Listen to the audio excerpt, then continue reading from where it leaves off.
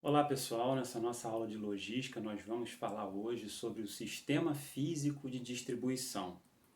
Vocês devem lembrar de quando a gente falou sobre cadeia de suprimentos, né, que nós temos a nossa cadeia dividida a partir da empresa focal, da manufatura, por exemplo, a parte de suprimentos, que são os fornecedores, e a gente tem a parte de distribuição. Então, se vocês observarem o nosso próximo slide, vocês vão entender melhor como funciona essa relação entre o que a gente chama de rede de suprimentos e rede de distribuição física dentro da cadeia de suprimentos. Nessa figura, a gente tem uma representação de uma cadeia de suprimentos simples, onde nós temos aqui o fabricante principal, que é a empresa focal, como já comentamos em outras aulas, e nós temos aqui a nossa cadeia de suprimentos dividida em duas partes, a rede de suprimentos e a rede de distribuição física. Então, a rede de suprimentos, ela compreende os elos da cadeia de suprimentos da unidade fabril da empresa focal para os fornecedores, e a rede de distribuição física ela compreende todos os elos da unidade fabril até o cliente ou o consumidor final.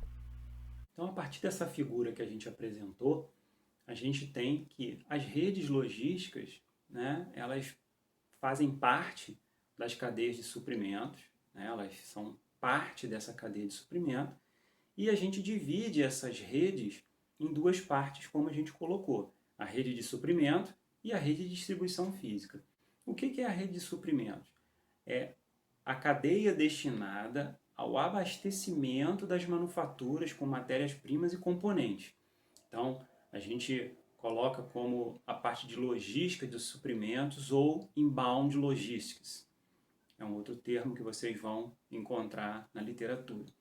E a rede de distribuição física, que é o que a gente vai enfocar nessa nossa aula de hoje, representam as cadeias logísticas ou as partes, né, das cadeias logísticas destinadas ao deslocamento dos produtos acabados, desde a manufatura até o consumidor final. E é o que a gente chama de logística de distribuição ou outbound logistics.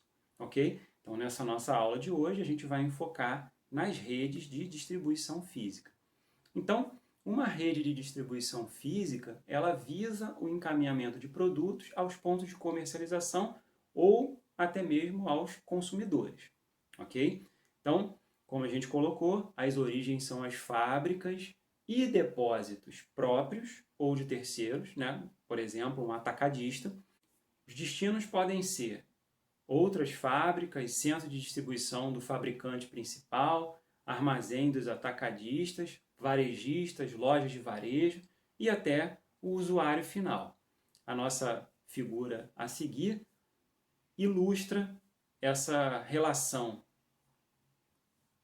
Então, detalhando um pouco mais aquela nossa figura em que dividimos a cadeia de suprimentos em rede de suprimentos e rede de distribuição física, nós temos dois destaques a fazer que estão relacionados ao que a gente chama de transferência e o que a gente chama de coleta e entrega, ou o transporte de transferência e o transporte de distribuição, de coleta ou entrega.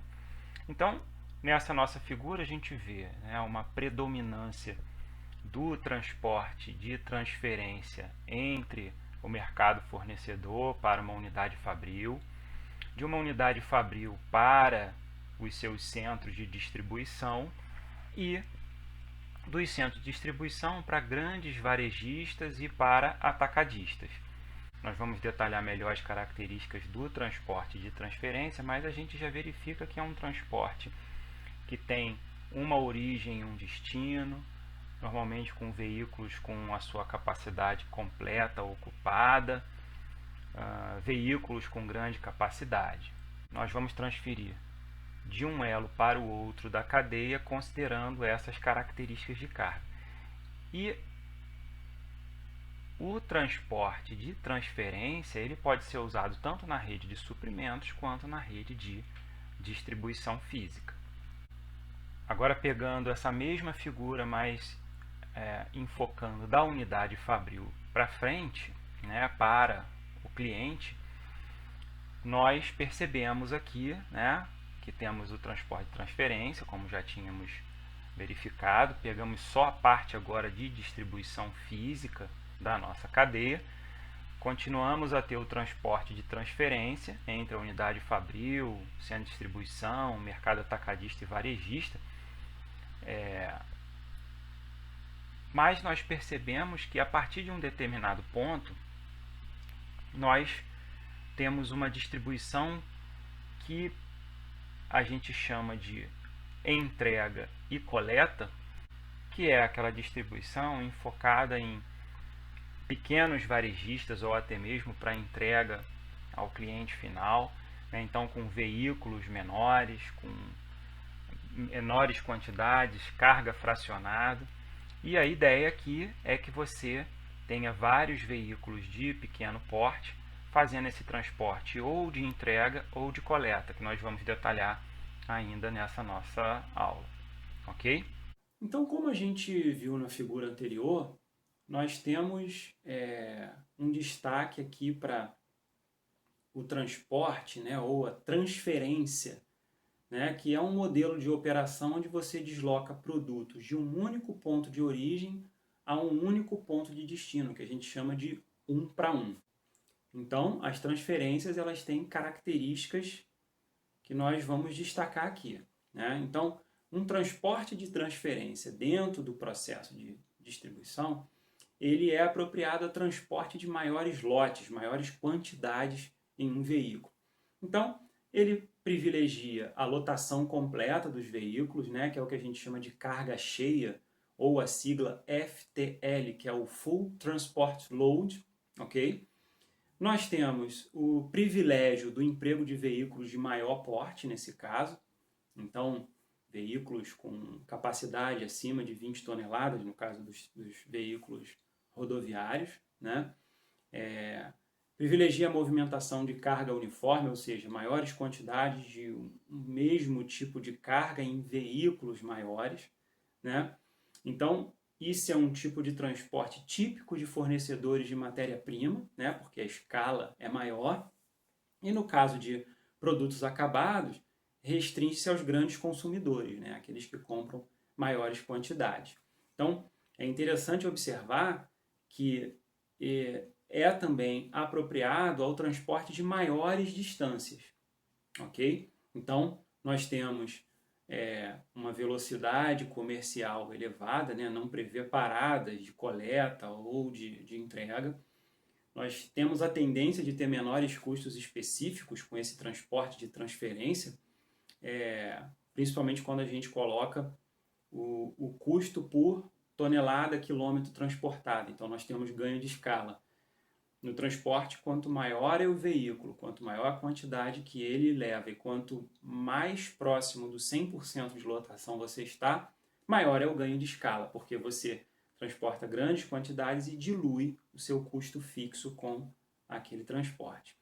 E ele é um transporte bem adequado para o transporte intermodal e multimodal. Nós vamos falar isso em uma aula mais adiante, mas ele prevê o uso não só do modo rodoviário, mas também o transporte de modos de maior capacidade, como o transporte ferroviário e o aquaviário. Então, normalmente, né, quando a gente faz a transferência, o acondicionamento da carga é o que a gente chama de carga solta, por exemplo, carga a granel, né? Você tem veículos específicos para isso, né? Então, você vai ter, por exemplo, uma carreta graneleira, você vai ter um vagão de trem que é específico para carregar minério de ferro, né? Mas você pode também fazer o transporte da carga embalada em grandes quantidades, obviamente, né? Você pode fazer uma carga e descarga de forma manual ou utilizando equipamentos, né, para carregamento de grandes quantidades, como é, por exemplo, dos grãos, do minério, né? Normalmente também se utiliza a carga unitizada, então a carga utilizando pallets, containers, né? Você tem um impacto grande desse tipo de transporte nos tempos de carga e descarga, porque como são grandes quantidades, você leva um tempo maior para carregar e descarregar um veículo, né? É claro que os custos de transporte menores, eles acabam superando esses custos maiores, esse tempo maior com carga e descarga, né? E é claro que, como a gente falou, o custo acaba sendo um pouco menor também, né? Tende a ser menor, porque você tem grandes quantidades, você tem uma especialização do transporte para um tipo de produto em grandes quantidades, menos paradas, né? E aí você acaba tendo um ganho, né? Então, a gente tem cargas aí, nesse caso, né, que são cargas de grande peso ou grande volume, né, no caso do transporte de transferência. E, obviamente, isso vai impactar também nos tempos, nos custos, tanto de transporte quanto de carga e descarga. Quando a gente fala do transporte de transferência, né, é importante também a gente verificar que tipo de carga a gente está transportando do ponto de vista do grau de fragilidade, né? E aí o grau de fragilidade da carga também influencia no tempo de acondicionamento dessa carga, se você vai precisar de embalagem ou se você pode fazer a granel, né? O próprio tipo da carga, né? Se ela é uma carga líquida, se ela é uma carga sólida, vai influenciar, né? na forma como você vai utilizar o seu veículo, como você vai transportar, o modo que você vai escolher, e ainda a relação peso-volume, né? Aqui cabe uma observação. Existem cargas que têm uma densidade menor, então você tende a ter um volume maior para um determinado peso. Outras cargas têm uma densidade maior, então você acaba tendo menor volume para um peso muito grande. Então vamos imaginar aqui uma carreta que transporta algodão e uma carreta que transporta chapas de aço. Você vai ver que elas podem estar com a sua capacidade em termos de peso utilizadas, né, mas o volume de carga dentro desse veículo vai ser muito maior para o caso do algodão, né? E por conta disso, até é importante também pensar na compatibilidade do veículo, né? Para você aproveitar melhor o veículo, essa relação peso-volume e até o custo desse transporte, ok? Bom, um outro ponto também que é importante a gente destacar com relação ao gerenciamento do transporte e transferência é o grau de periculosidade, né? Então, existe uma classificação dos produtos em termos de sua periculosidade. Então, nós temos uma classificação que vai determinar o tipo de acondicionamento, o tipo de embalagem, o tipo de veículo, que tipo de sinalização você vai poder utilizar, quais os produtos podem ser transportados no mesmo veículo, dependendo do seu grau de periculosidade, e até mesmo a rota, né? Existem rodovias, por exemplo, que não permitem o tráfego de determinadas cargas que tenham um tipo de periculosidade, ok? E uma coisa importante também de ser abordada no transporte de transferência é o que a gente chama de carga de retorno, né? Imagine que você tem um veículo que parte de um ponto para outro com carga e depois ele tem que voltar para aquele ponto de origem vazio, né? Sem carga. Logicamente que isso vai aumentar o custo, pelo menos para quem está transportando. Isso pode ser passado para os embarcadores, para aqueles que têm as cargas que utilizam esses modos de transporte. Então a ideia é que você tenha um transporte que siga, né, com a sua carga completa, nesse caso da transferência, e que ele retorne também com a carga para que os custos sejam diluídos. Já o transporte de entrega e coleta, né, então, ou distribuição e coleta, a gente tem um modelo de operação um pouco diferente do transporte de transferência. Então, nós temos, no caso da distribuição ou entrega, o deslocamento dos produtos a partir de um ponto da rede, né, com destino a vários clientes. Então, realizando em uma única viagem um roteiro de entrega, né? Então, por exemplo, sai de um centro de distribuição, de um depósito, um veículo com uma quantidade de carga e ele vai deixando quantidades menores em cada um dos pontos de parada, em cada um dos seus clientes e retorna até o seu ponto de origem. No caso da coleta, é o inverso. O veículo ele vai sair vazio, né, desse ponto de origem, né, desse centro de distribuição, e ele vai passar por outros pontos, que podem ser clientes também, né, coletando carga para que se destine a um único local, onde elas podem ser, por exemplo, consolidadas e transportadas para um outro ponto, ou por um transporte de transferência, ou até mesmo fazendo uma distribuição ou entrega de mercadorias.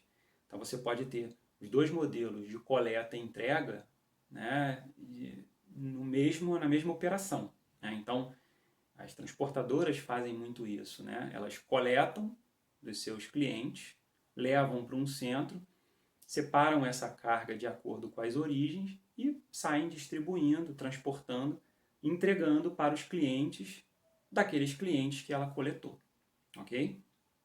Então, quais são as características desse tipo de transporte, de entrega e coleta, né? Primeiro que a gente, nesse caso, ao contrário do transferência, a gente trabalha com menores lotes. Então, usualmente, os veículos não ficam lotados. A gente leva uma carga parcelada, uma carga incompleta. Usualmente se utiliza veículos de menor porte, né? Então, com capacidade, aí no caso do rodoviário, menor do que 20 toneladas. Também, usualmente, se destina a movimentação de carga não uniforme. Você tem diversos tipos de cargas sendo distribuídas, né, em quantidades menores, em veículos menores. É apropriado ao transporte de curtas distâncias, então você tem uma velocidade comercial baixa, porque muitas das vezes trafega em área urbana, prevê paradas intermediárias, né? Os custos normalmente são maiores pela dificuldade de você obter ganho de escala, ao contrário do transporte de transferência, e é um transporte tipicamente realizado pelo modo rodoviário, né? Principalmente no caso do transporte de carga em área urbana, que prevê veículos pequenos, né? Ao contrário do transporte de transferência, que utiliza inclusive outros modos de maior capacidade que o rodoviário. Então, no caso do gerenciamento da distribuição física, que aspectos a gente tem que considerar no nosso planejamento, na nossa operação? Então, número, tamanho e localização de unidades que compõem a nossa rede, fábrica, centro de distribuição, intermediários, a localização geográfica dos mercados, então está numa área urbana, não está próximo, está distante, o número e os tipos de produtos em linha de comercialização, porque isso vai influenciar no tipo de transporte, na forma de controle, a frequência de compra desses clientes, o número e o tamanho dos pedidos que esses clientes fazem, a necessidade de armazenagem, de ter depósitos intermediários, centros de distribuição, os custos que a gente tem de distribuição, se é possível ter um ganho de escala com isso. Também temos que considerar, né, o que a gente orçou em relação ao que a gente está gastando e fazer essa conferência, o tipo de demanda, a natureza dessa demanda no mercado, o nível de serviço que os clientes querem e o que a empresa oferta para esses clientes, tá? E o modo e o método de transporte a ser considerado para fazer essa distribuição, ok? Então é isso, pessoal. Chegamos ao final de mais uma de nossas aulas. Agradecemos a atenção de todos e relembramos os links importantes que nós temos disponíveis no nosso cronograma, que são os links do blog da disciplina, do canal do YouTube e o e-mail do professor, caso você tenha alguma dúvida para nos enviar. Não se esqueça do nosso método de estudo, então assistam os vídeos, leiam os textos de referência, façam os testes de conhecimento. Se houver alguma dúvida, retorne ao início e, persistindo a dúvida, encaminhe o e-mail para o professor. Então, Agradecemos mais uma vez, bons estudos a todos e até a próxima aula.